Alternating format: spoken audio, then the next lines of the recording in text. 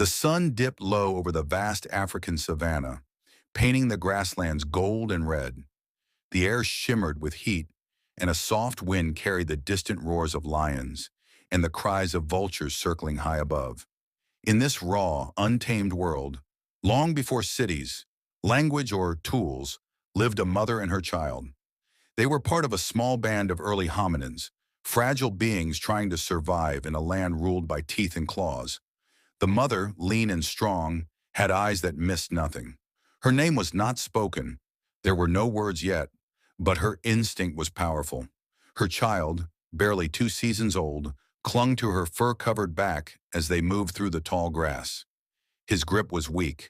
Hunger and thirst had made him tired.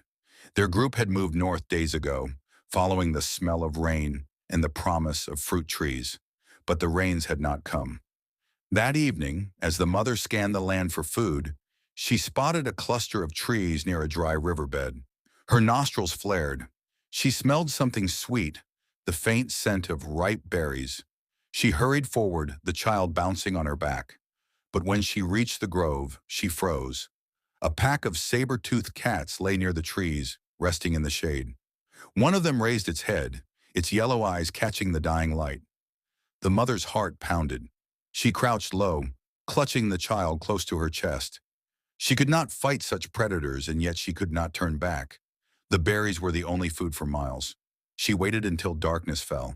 The moon rose, pale and ghostly, casting shadows that moved like ghosts over the land. Slowly, silently, she crept forward, every muscle tense. The cats were asleep, their bellies full. Her trembling hands reached for the lowest branches, plucking a few berries. She fed them to her child, who swallowed eagerly, his tiny fingers reaching for more. But then a dry twig snapped beneath her foot. One of the cats stirred, lifting its massive head. The mother froze, her breath caught in her throat. Seconds passed like lifetimes. Then, as if by miracle, the cat settled again. The mother took her chance and fled into the dark, clutching her child and the few berries she had gathered. All night they walked, guided by the stars and the instinct that told her to keep moving. By dawn, she found shelter among rocks at the edge of a small canyon. Exhausted, she lay down with her child, wrapping her arms around him. He fell asleep, his tiny chest rising and falling softly. For 2 days they remained there, hiding from predators, eating berries, and drinking from a trickle of muddy water. But survival was never easy. The weather began to change. The wind grew stronger, carrying the scent of smoke.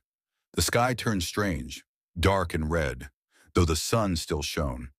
The mother looked toward the horizon and saw something she had never seen before. Flames. A wildfire raced across the plains, devouring grass and trees, driving animals before it in terror. The mother stood frozen, staring. The world seemed to end in fire and smoke. She could hear the cries of animals, the cracking of trees, the roar of wind and flame. She had to run, but where? The canyon walls trapped her. Then she noticed a small gap, a narrow opening between rocks. She pushed through, scraping her arms and legs, holding the child close as smoke filled her lungs. She stumbled downward till she reached a small stream at the bottom. There she crouched in the water, covering her child's head with her hands as the fire passed above. Hours later, silence fell. The air smelled of ash and death. The sky was gray, filled with drifting embers. Slowly she emerged from her hiding place. The world around her was blackened, but alive.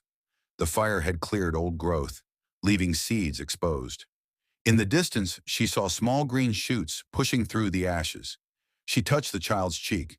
He stirred, his eyes bright with curiosity. The mother felt something new inside her, not just fear, but understanding. The fire had destroyed, but it had also changed the land. And in that moment, she sensed that change was the law of life, that to survive, they would have to adapt, to learn, to find ways beyond mere instinct. In the days that followed, she discovered that the fire had left behind something else, half-burned sticks that were still warm, glowing at their ends. She reached out to touch one and drew back in surprise. It hurt, but it fascinated her.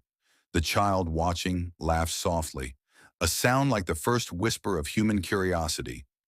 Generations later, her descendants would remember the warmth of fire, the safety it brought, the way it kept the dark beasts away. But it all began here, with a nameless mother, her courage, and her child who survived. On that endless savanna, beneath a sky of ash and dawn, life had changed forever. Humanity had begun, not with weapons or words, but with the love of a mother fighting to keep her child alive.